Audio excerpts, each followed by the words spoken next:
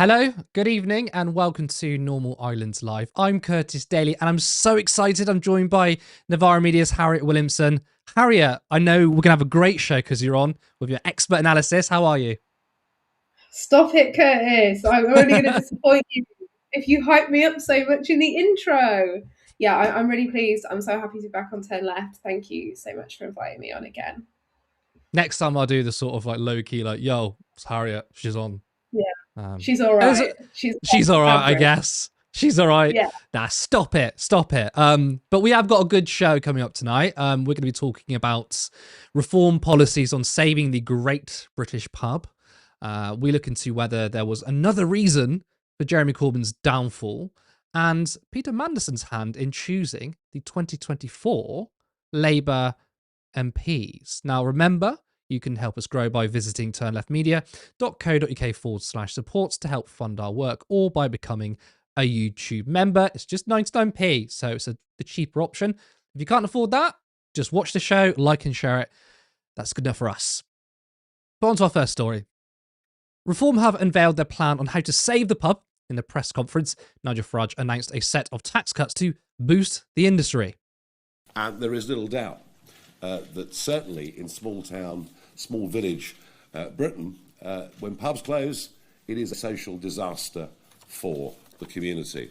So we've tried here to put forward some quite sensible proposals. If you just think about it, VAT going down to 10%, allied to a 10% cut in beer duty, would be 44p of a pint of beer before you even begin. Average price probably of a pint of beer at the moment around about £4.80.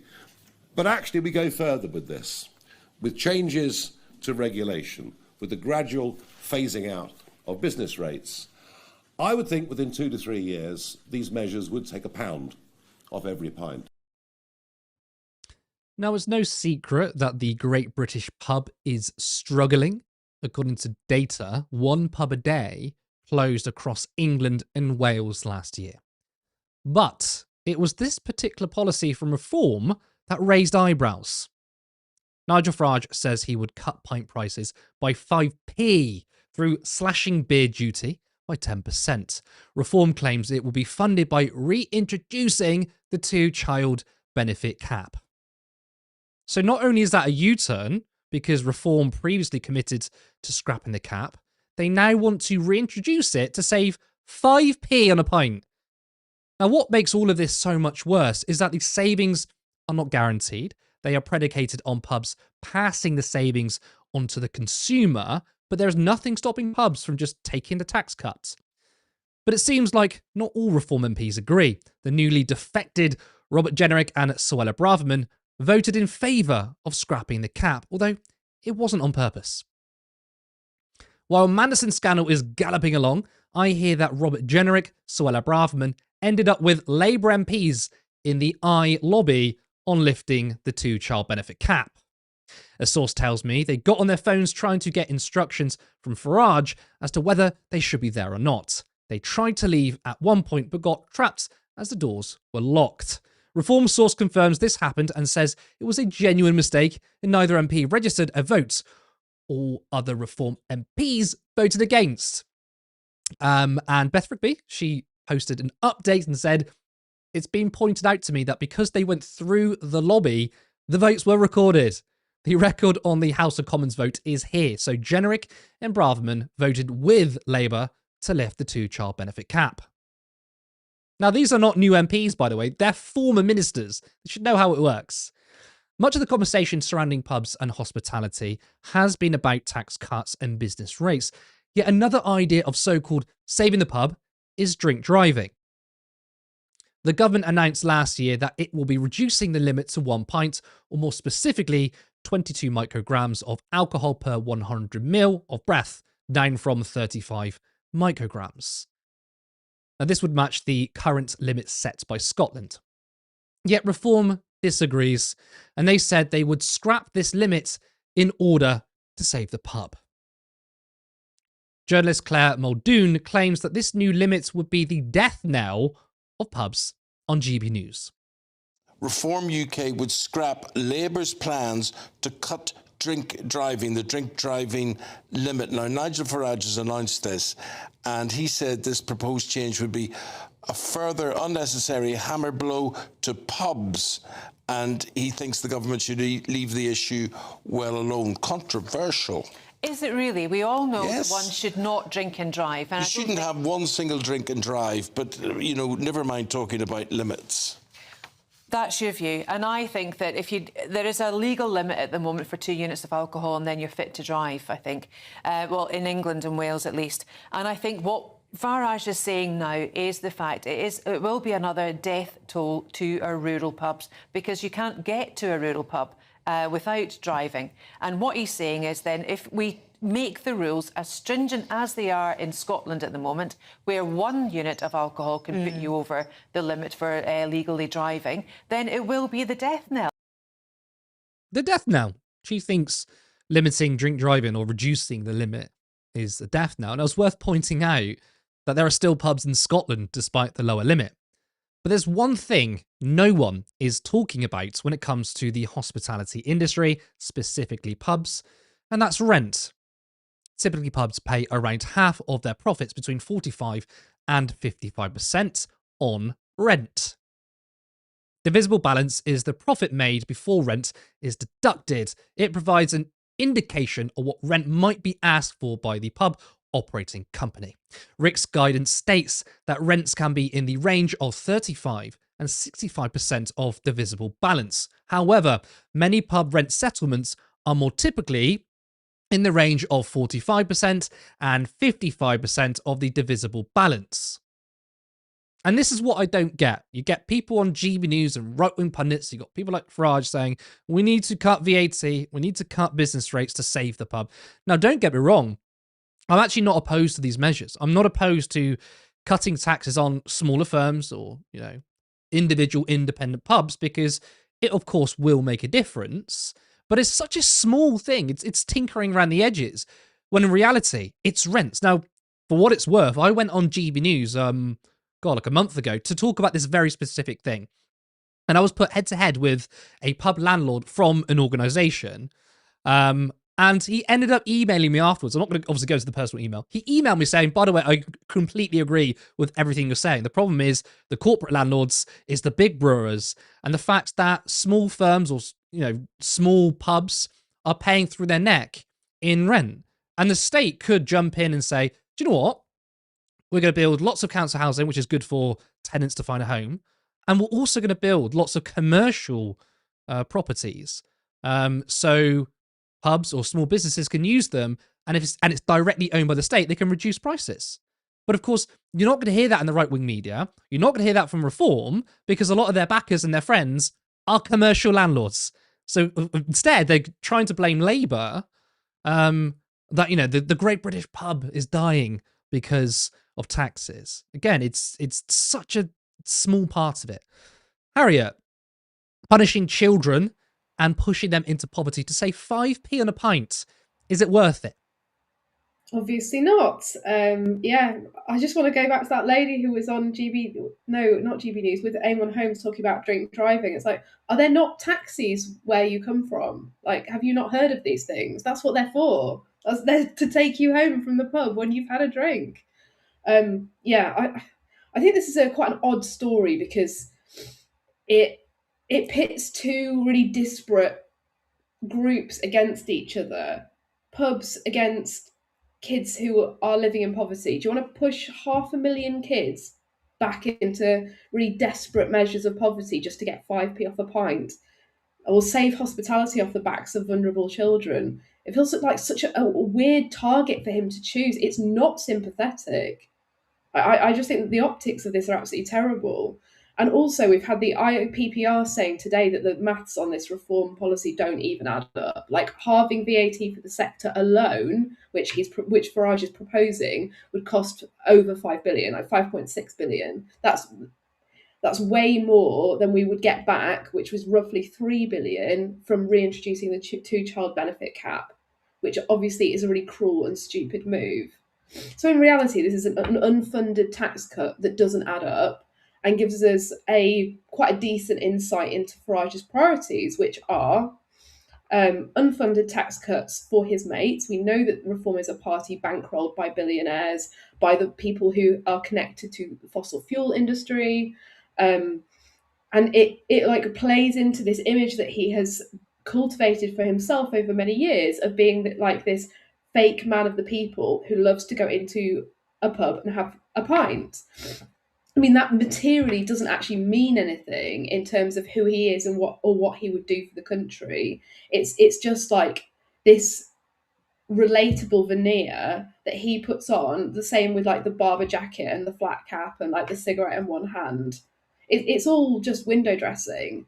I think that one thing he said about this policy was particularly interesting. He said it's reducing the benefits bill in favour of encouraging private enterprise and jobs and wealth creation. And if that does not sound like the most Tory Cameron and Osborne austerity statement that you've ever heard, like, please give your head a wobble. This is like Tory 2.0. And he's U-turned on it, as I think you mentioned earlier, Curtis. In the summer, he was really keen to scrap the two-child benefit cap. And I really think that people like Farage and people like the Tories who introduced it was introduced under Theresa May's government, right, in 2017. They made lots of arguments at the time about how people who can't afford to have kids shouldn't have them, and that's why the two-child benefit cap was a good thing. One, that argument is bollocks because it only punishes children. It only punishes kids who didn't ask to be born and have like no control over this situation whatsoever. It doesn't really punish their parents. It does, but it more punishes literally blameless and innocent children. And putting that against having 5p off a pint or maybe £1 in 2 to 3 years, again, terrible optics. There are loads of factors in why pubs are suffering. I'm kind of the wrong person for this story actually because I don't drink and I haven't been to the pub in quite a while. But like, I put cost of living at number one. Why would you go to the pub and buy a really expensive pint, which is like up to £8 in places in London, when you can go to the supermarket and buy your booze for an absolute fraction of the price? Yes, we need more spaces for connection, more third spaces. This is not the way to do it. I love your colleague Aaron's policy idea to bring down pints, because he says maybe we can tax supermarkets on alcohol. Of course, yes, that money is going to be passed down to the consumer, but it's kind of crazy that drinking at home is cheaper than going to the pint. Going to the pub. And, you know, you could tax supermarkets, that extra revenue goes on helping small businesses and making the pint cheaper. But broadly, we don't need to talk about alcohol, but Reform can't seem to find its identity, which is quite ironic because in terms of the optics, in terms of the way the vibes they give off, right, they're very much clear in their identity, which is like, oh, you know, proper working class reform, barber coat. You said it, like barber coat stuff. They've got their vibes in place, but their identity is actually all over the place because they U-turned on the two-child benefit policy. Beforehand, the reason why they said they're against the two-child benefit cap was kind of following in a lot of European far-right circles, which is like, oh, we need to have more of our own, right? Of course, we agreed to get rid of the cap because we think it's wrong and no one should be in poverty. But the right-wing idea was like, well, we need to have, instead of importing immigrants to come to this country, the British people should be having their own. And they try pitching as a pro-family policy, which it is a pro-family policy. Yet now Reform have kind of ditched that and they want to cut the two-child benefit cap. So to me, their identity is all over the place.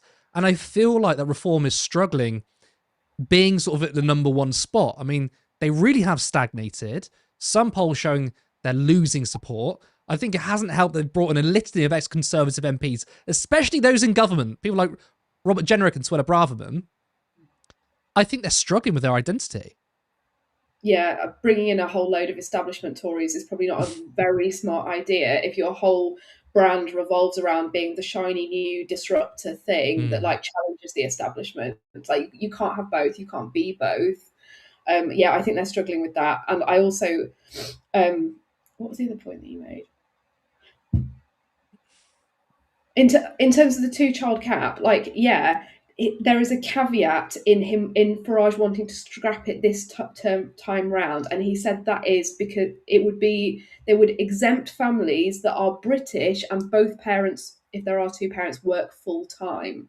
So that sort of like, he is still going for like the pro-natalist blood and soil thing almost, but then making like a judgment on families who are working, maybe for poverty wages, which is why they need child benefit to top up their earnings, and saying, well, if you're working and you're contributing and you're British, it shouldn't apply to you, which I think is quite devious. And yeah, I think there is a loss of identity. I don't think they're giving up on a sort of pro-natalist, our own, need to have more children type thing. But this whole move towards welcoming as many high-profile ex-Tories as possible, and more will come, and more will jump ship as we get closer to the next general election. If things keep continuing in this trajectory, that will happen, and I think it will create more and more of an issue for them if they cannot successfully distance themselves policy-wise from the Tories. And this 2-child benefit cap, bring it back, take 5p off pints in the pub, that does not distance you from the Tories at all. Yeah, and I think it makes me feel sick, actually. Oh, save 5p on a pint and now kids are in poverty. I mean, the 2-child benefit cap, many organisations were saying, it's like the number one reason why kids are in poverty. It's a gross policy. I think optically, it's really bad for reform. But let's park that one there. We'll go on to our second story. Of course, none of you are going to be surprised. It's all about Jeffrey Epstein and Peter Mandelson. It's the biggest story that's going on. We can't not talk about it. But it's clear to all that Jeremy Corbyn's leadership of the Labour Party certainly spooked certain corners of society, namely the rich and the powerful, the pundit class, and Israel. But there's one individual who has been in the news lately who couldn't hide his disdain for Corbyn. That man, of course, is Peter Mandelson. Mandelson has been a long-time critic of Corbyn. Speaking at an event for the Jewish Chronicle, Mandelson couldn't hold it into his desire to undermine Corbyn every single day. A long-standing member of the Labour Party, and you love its roots, you like its values, and you look at previous governments, you see what they've achieved for our country. Why do you want to sort of walk away and just pass the title deeds of this great party over to somebody like Jeremy Corbyn? Yeah. I don't want to. Yeah. I resent it, and I work every single day in some small way to bring forward the end of his tenure in office.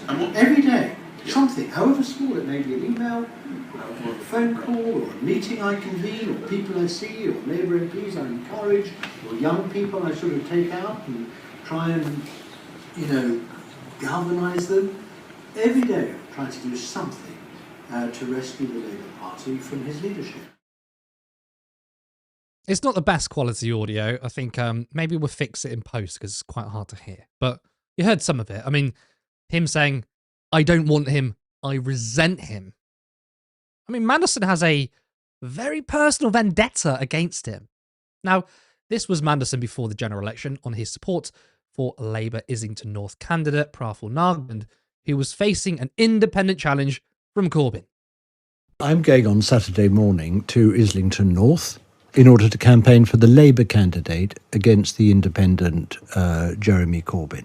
I'm doing that because what I think Jeremy Corbyn stands for, his ideology, what he's done to the Labour Party, the sort of defeat he took us down to in 2019, and the alternative that's offered by the Labour candidate is so stark. I want to go out there personally and back the Labour candidate and do everything I can to make sure Corbyn is defeated. So yes, I do like what Starmer stands for in contrast. And yes, I do think he's on the what I call the realistic wing of the Labour Party. But I also like certain values. He has a decency. He knows what he wants to do. And I think that he has a compass. Starmer has a moral compass, not an ideological compass. And that's what I like. Like, you can see the anger and disdain for Jeremy Corbyn in there. I mean, he travelled all the way there, specifically to that seat. Not because he particularly really cared about Praful Nagand, it's just to beat Jeremy Corbyn. But it didn't work out well for him as Corbyn trounced the Labour Party's Praful Nagand. But of course, Mandelson has bigger troubles for him, namely the Epstein files. But Jeremy Corbyn has also been named in the Epstein files too, but for very different reasons. This is one example. In an email sent to Epstein, the redacted person said that if Corbyn becomes PM, they will be moving to Portugal. It goes deeper. Matt Kennard tweeted this.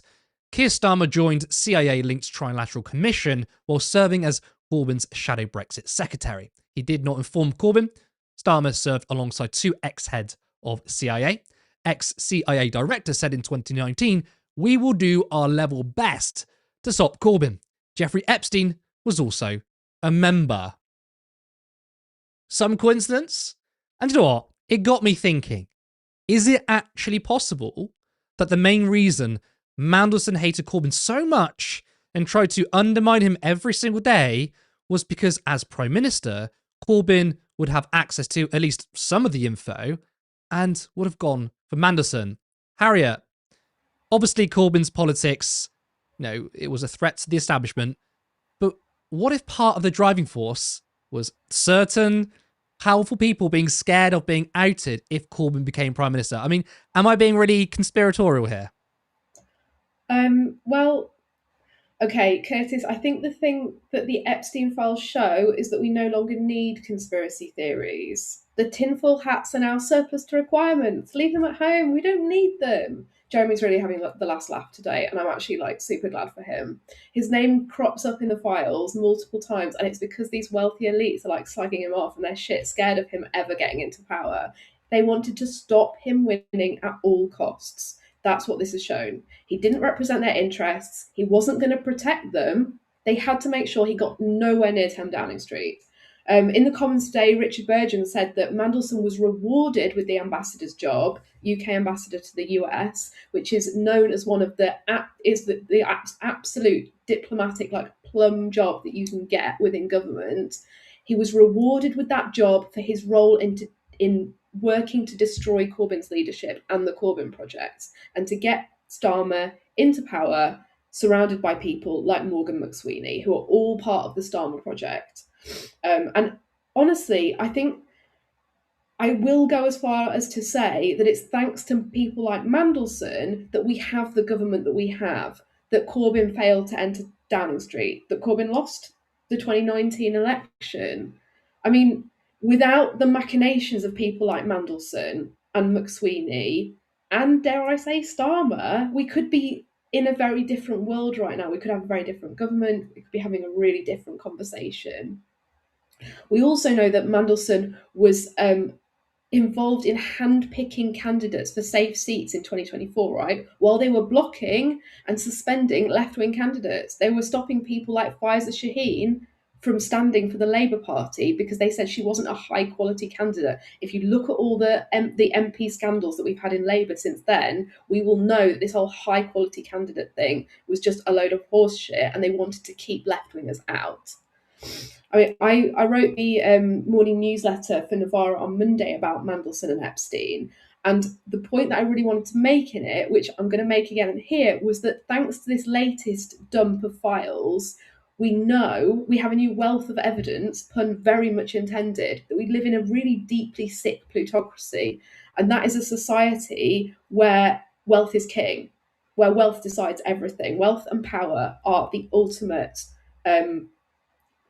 mark of elite, and it's where people with disturbing levels of money and influence consistently protect, support, house, finance, prop up each other and serve their interests. And that is an ecosystem that hasn't gone away since Jeffrey Epstein died in a New York prison cell.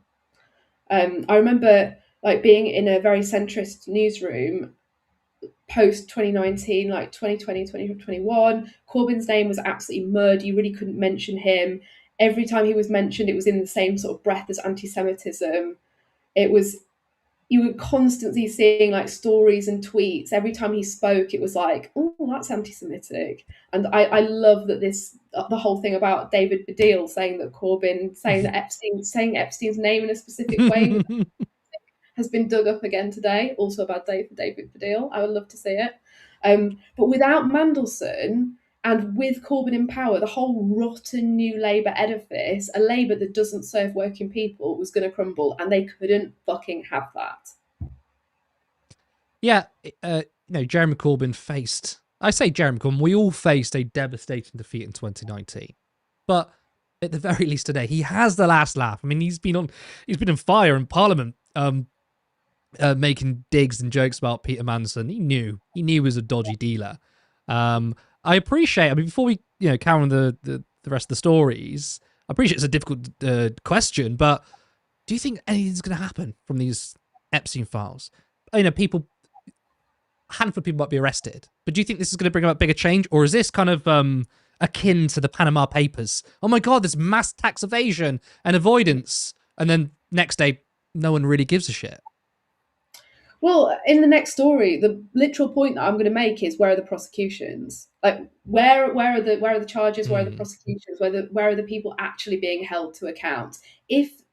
If everything was equal and we lived in a fair society, Starmer, McSweeney, Streeting, the entire royal family, it would be over for them now. It would be the end for all of these people. They would no longer be in public life.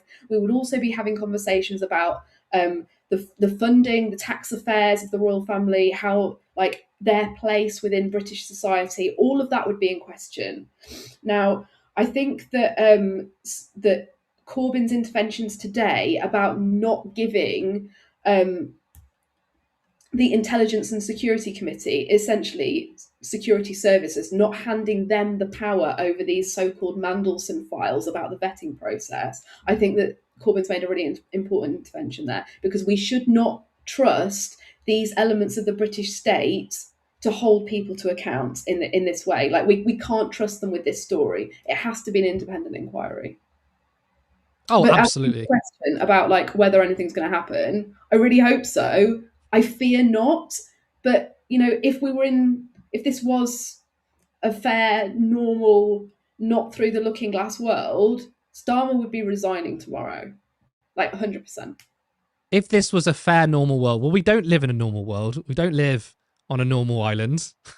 Sorry, I had to plug that there, but it's true. Absolutely crazy world. I completely agree with everything you're saying. Let's move on. But before we get onto our last story, of course, it's 2026, and we already want this year to be big for Turn Left. We want to be so much more ambitious than we were last year, and to really put us on the map. We would like 2026 to be the year where we finally have a studio. Come on, guys. We can do it. By the end of the year, I reckon we can have a studio. We can have wonderful contributors like Harriet in person. Oh, it'll be amazing. Of course, we want our contributors to actually be paid for the work we do too. Now, your support over the years has been fantastic. It's been amazing, but we are ready to take this to the next level. Of course, we rely on small donations. So if you want to be part of a media organisation that seeks to destroy the oligarchs, then please head over to turnleftmedia.co.uk/support. There you can support us monthly on Patreon, or there is another link for a one-time contribution. You can also become a YouTube member for 99p. Now, just before we get onto our last story, I want to quickly mention that the 6 Palestine Action activists were cleared of aggravated burglary over a 2024 raid on an Elbit system, but they were not cleared of all charges. While they were acquitted of aggravated burglary and for 3 defendants of violent disorder, the jury did not reach verdicts on other charges, including criminal damage and GBH. Those unresolved charges could still be retried if it is considered in the public interest. As a result, reporting restrictions are likely to remain in place for the charges without verdicts, including Samuel Corner's GBH charge. Now, we will report on that story as it develops. Final story. Why did Keir Starmer appoint Peter Mandelson as US ambassador? We didn't need the files to know that Mandelson had links with Jeffrey Epstein. Now, this image has been around for years. So that's, of course, Peter Mandelson and Jeffrey Epstein. Again, this image has been around for years, yet Starmer still brought him into government. But this new development is interesting. Tories confirmed they will table a motion tomorrow demanding the release of all government papers linked to Peter Mandelson's appointment as US ambassador. The motion will be binding if passed, with Labour MPs set to rebel and votes in favour. So what makes this so interesting? Well, Starmer is planning to propose an amendment. Keir Starmer has tabled an amendment to the Tory motion, which would exempt papers prejudicial to UK national security or international relations. Why would Starmer add this? I mean, is he suggesting that international relations is more important than exposing people within potentially the world's biggest paedophile ring? I mean, in my opinion, the only redactions should be the victims to protect their identity. That's it. Now, Starmer reaffirmed his claim at PMQs that he didn't know about Mandelson before the appointment. Mr. Speaker, let me start where I must with the victims of Epstein, and all of our thoughts are with them. Can I also say our thoughts are with all those who lost jobs, savings and livelihoods in the aftermath of the 2008 financial crash. To learn that there was a cabinet minister leaking sensitive information at the height of the response to the 2008 crash is beyond infuriating. And I am as angry as the public and any member of this House. Mandelson betrayed our country, our Parliament and my party. Mr. Speaker, he lied repeatedly to my team when asked about his relationship with Epstein before and during his tenure as ambassador. I regret appointing him. If I knew then what I know now, he would never have been anywhere near government. And that is why, Mr. Speaker, yesterday, the Cabinet Secretary, with my support, took the decision to refer material to the police. And there is now a criminal investigation. I've instructed my team to draft legislation to strip Mandelson of his title and wider legislation to remove disgraced peers. And this morning, I've agreed with His Majesty the King that Mandelson should be removed from the list of Privy Councillors on grounds that he's brought the reputation of the Privy Council into disrepute. Oh, well done, Starmer. Well done, the big statesman. Does any of you buy that bullshit? Right? If a random person on Twitter can find links to Jeffrey Epstein from Peter Mandelson, then why can't the Prime Minister? Now, look, I'm not saying that Starmer knew everything about Peter Mandelson. I can't know that. But given that his links with Epstein were publicly known for a long time, if I was Keir Starmer, I wouldn't have had him anywhere near the government. And this amendment, I mean, from Starmer is also, frankly, very, very strange. But it's not just Keir Starmer. It's the whole new intake of Labour MPs. A whistleblower dropped this bombshell. Disgraced peer Peter Mandelson was directly involved in helping Morgan McSweeney select Labour parliamentary candidates ahead of the 2024 general election, a party whistleblower told the iPaper. The Labour source revealed how Mandelson helped to identify potential candidates who were seen as too left-wing to run the party. He was given access to a secret Google spreadsheet of potential candidates McSweeney and his allies used, the source said. As a Labour Party spokesperson said, Mandelson had no role in official candidate selection, but the iPaper understands the spreadsheet was an off-the-books exercise conducted amid the power struggles within the party. The document was off the books and not officially used by party staff involved in candidate selection, because even though Sir Keir Starmer had taken over the Labour leadership in 2020, some Labour staff remained loyal to his far-left predecessor, Jeremy Corbyn. High quality candidate update. Can you believe it? We had Labour MPs, John McDonnell, Apsana Begum, who was given the boot, at least temporarily, when they voted against the two-child benefit cap. I mean, they've literally just voted to abolish it now. But a year ago, you weren't good enough to be a Labour MP. Diane Abbott's been suspended twice. Once for talking about the hierarchy of racism. We've had a litany of brilliant people within the Labour Party kicked out. We've had Faiza Shaheen blocked from standing, right? Because, these are not high-quality candidates. But Peter Mandelson, the Prince of Darkness, who goes belt shopping with Jeffrey Epstein, well, he can get his greedy hands all over the Labour pick. I mean, it's the Labour Party of 2024 and the new intake of MPs must be the worst intake there ever was. Just briefcase Labourites with Starmer's sort of droid face all over them. It's really pathetic. Harriet, surely, Keir Starmer, along with Morgan McSweeney, has to resign. I'm praying for it, Curtis. I pray every night. I'm like, they're going to resign. But they absolutely should. Yeah. And as I said before, if all things were fair and this was a normal world and a normal island, they would be doing so now. Unfortunately, I think they're all going to cling on. Apparently, there is a lot of anger in the Labour Party, particularly towards McSweeney, and MPs are briefing that maybe he needs to be thrown overboard to save Starmer, or their anger will grow further. Watch this space to see what happens next. I mean, the fact that market-sensitive information was leaked by Mandelson from the highest levels of government, and that he was lobbying on behalf of Epstein to get the law changed, to get government policy changed on bankers' bonuses in the aftermath of the 2008 financial crisis. I mean, I feel like this is a definition, it at least fits a loose definition of treason, if not corruption. Like, he's working against the interests of the British state there. What they did in terms of like trying to cap the amount of bonus money that bankers could get after the 2008 financial crisis was to stop bankers enriching themselves after the public had paid, the taxpayer had funded their bailout.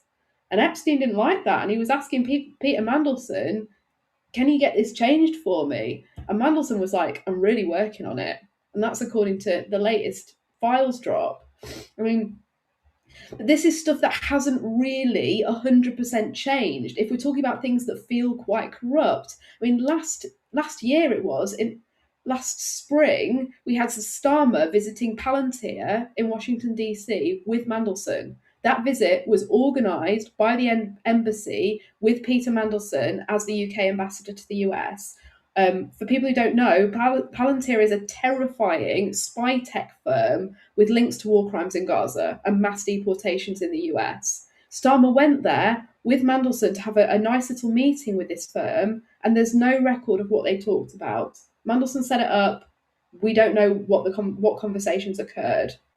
And obviously, Palantir has a very, very controversial £330 million NHS data contract. And these are all things that need looking at. And if journalists are doing their job properly, they need to be holding people to account on all of these things. Now, Downing Street's really trying to distance itself, right, from Mandelson. They're saying Peter Mandelson lied to the Prime Minister. They keep using the word lied now. He presented Epstein as someone he barely knew. If you barely knew him, why did he go stay in his townhouse? Like that was public record. That was in the public domain before Mandelson was appointed. Thanks, I think, to the FT, by the way, who have been quite tireless on Epstein. Why did he stay in Epstein's home post-conviction, in the home of a convicted child sex offender? So, yeah, we know now that as of 7 o'clock, MPs have voted to share the papers relating to Mandelson's appointment, which are now being called the Mandelson files, which, Jesus Christ. But that will be referred to the Intelligence and Security Committee, which Corbyn has said he's really not happy about, because there are big questions to be answered about how impartial that Intelligence and Security Committee is, and how many people on there are like Starmerite cronies. Corbyn said today the net of Mandelson and Epstein is cast very wide. I think we have to take that incredibly seriously. And even if the papers show that Starmer and McSweeney are vindicated because they asked Mandelson the right questions but were lied to, it does not explain the things we knew about that were in the public domain, and then the appointment was made anyway because they are part of one club. Mandelson worked tirelessly to get Corbyn in the bin and Starmer in government, and he was rewarded for that. Yeah, and obviously the files referred to even Gordon Brown. Clearly tried to get rid of him. It's infuriating, but it's also, I do feel kind of powerless. I feel like there's a danger here, though, that this has been individualized. I appreciate that we're speaking about Peter Mandelson here, but even the way they're saying, oh, the Mandelson files, there is absolutely no way that we can just say, look, let's pin it all on one guy and that's it. In terms of the intelligence services, you don't have a global, let's be honest, a global paedophile ring without any of the intelligence services knowing about it. So do you think there's a danger that we're going to individualize this and the only justice we're going to get is someone like Peter Mandelson in trouble? Maybe he goes to prison, I don't know. But the system behind it and all the people involved get away with it. Oh yeah, absolutely. What they're already trying to do is make this wholly a Mandelson problem. It's the same way the police do when they're like, "Oh, it was one terrible rotten apple." Yeah. Nah, it's the whole barrel. It's all infected. They're all a club. That's why I use the word plutocracy. This is like a whole network and system of chums who are so steeped in the wealth and power that allows them to behave in absolutely any way they possibly want to.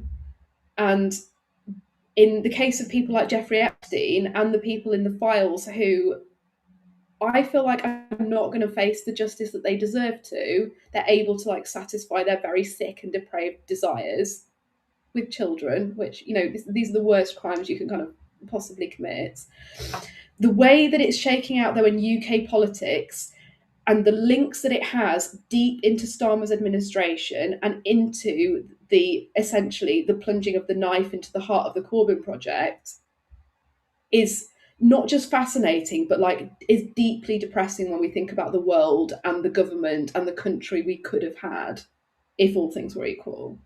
And that really like genuinely saddens me on a personal level. Sick, twisted, depraved. Sick and twisted and depraved. Let's leave that there. We're going to go on to your comments, and let's bring in our producer, Sarah Delau. Sarah, how are you? Hello.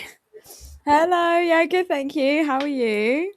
Very good. Despite the stories, I'm happy that I'm speaking with Harriet Excellent. tonight. Yeah, honestly, Harriet, you are dreamy. Like, honestly, just such great analysis.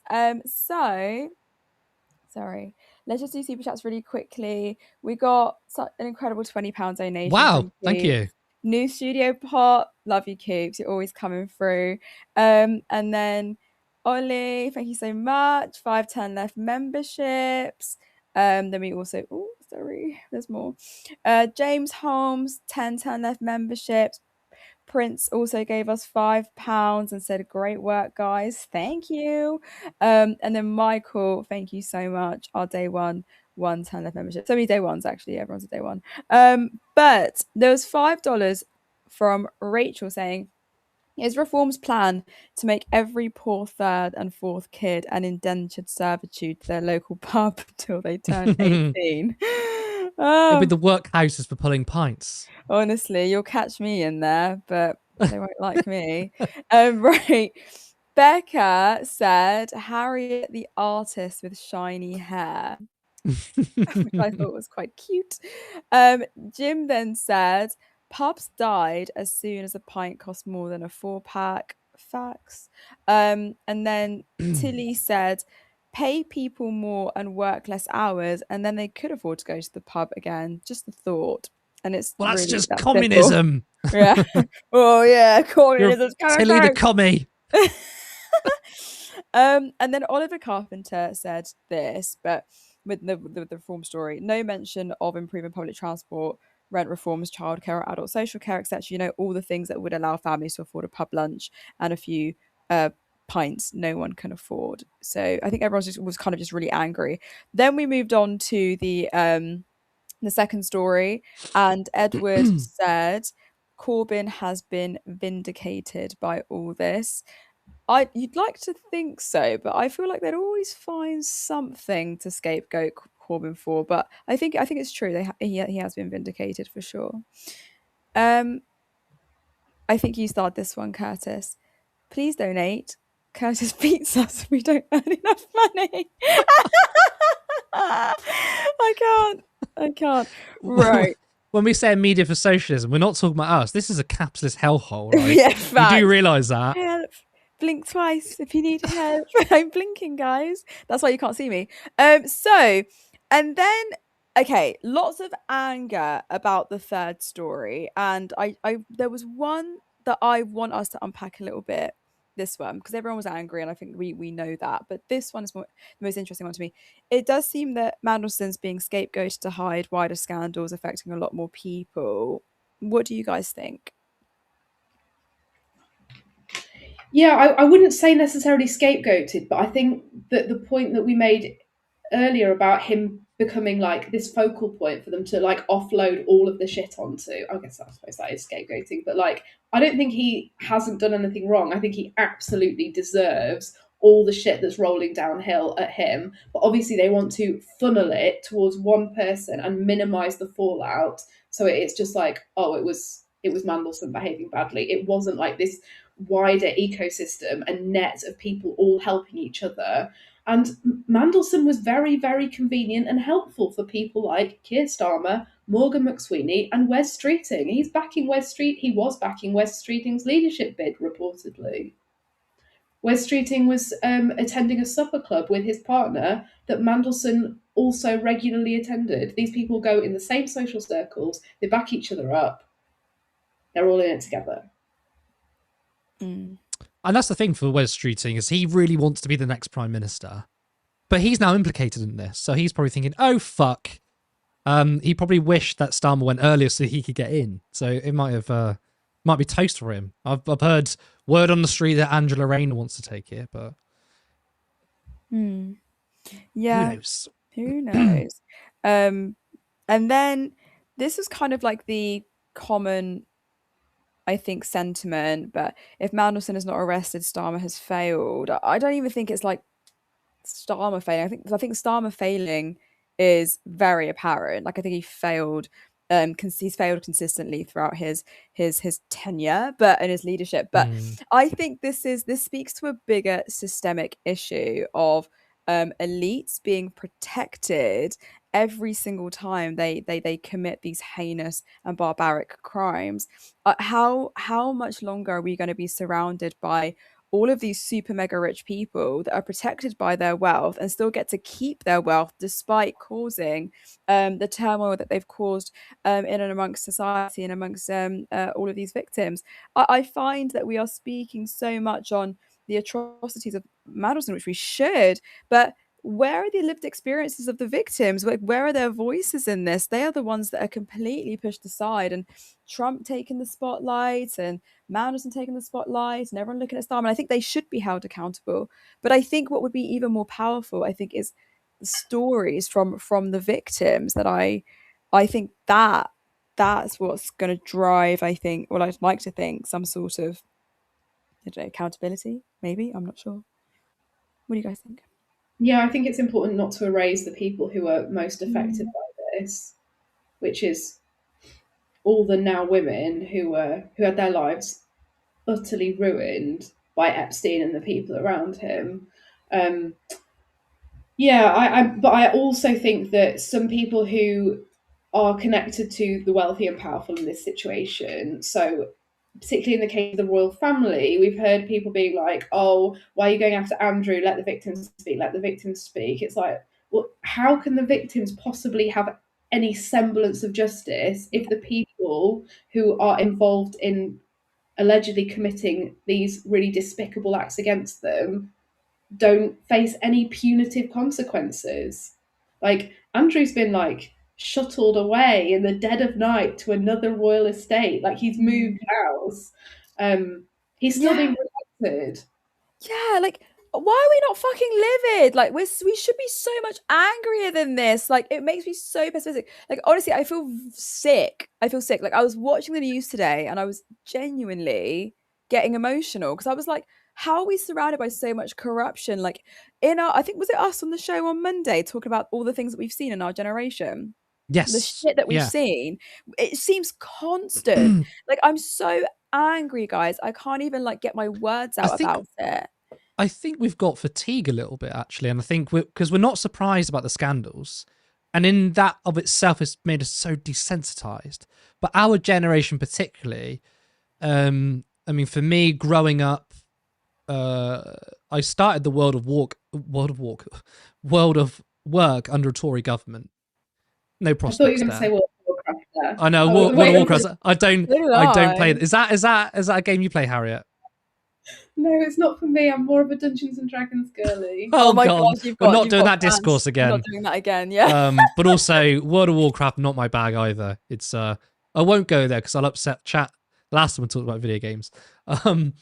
So, I mean, well, we had the 2008 crisis, right? Of course, I wasn't in work at the time, but of course, you know, it doesn't mean we weren't affected, like we would see our parents affected.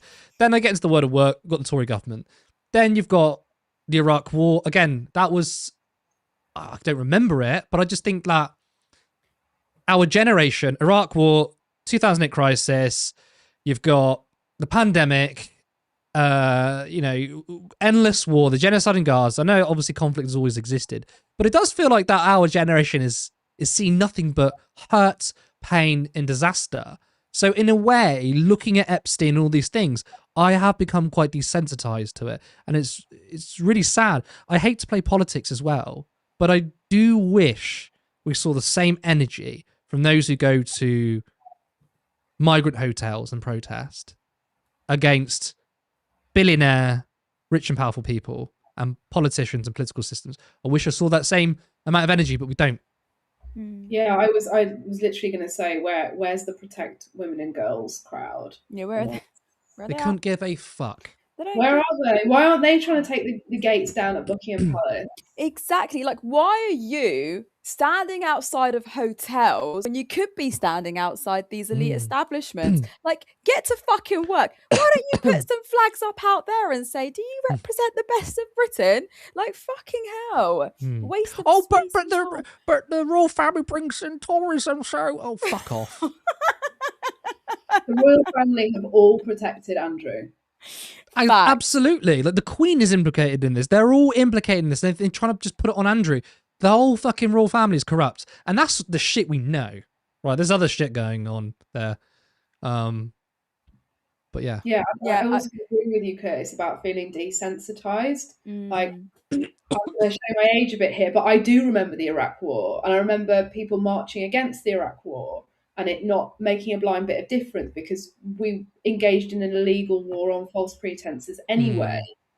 And yeah, and I think that the live streaming of a genocide in Gaza has almost served to show the worst elements in this world, that people will absorb that, and the vast majority will not know how to react and will not feel that they can do anything about it. And I think that bodes very, very ill for the future. Yeah. Yeah, you're right. Unfortunately, you're right, I think. Yeah, I completely agree with you, Harriet. Ooh, I think I'm scheduling a fat cry later. I'm not going to lie. Right, so there's actually something I'm going to skip a lot of comments, but I want to go to this one because I get this often on social media. You all hate the country, and I'm going to leave it to you. Feel tough. You hate the country. Harriet, did you want to start? Yeah, I know. I really don't hate the country. I think there are issues with any country that you can live in the world, and I think actually really, I guess I hate this word, being patriotic and loving where you come from is wanting to make it better and being quite clear-eyed about the issues within it. If you can't do that, what's the point? Yeah. I mean, if trashing institutions that have allowed mass paedophilia means we hate the country, I feel like that reflects more on you, Phil. Now, I don't know what your reference to in this particular comment. You've been nice though, haven't you?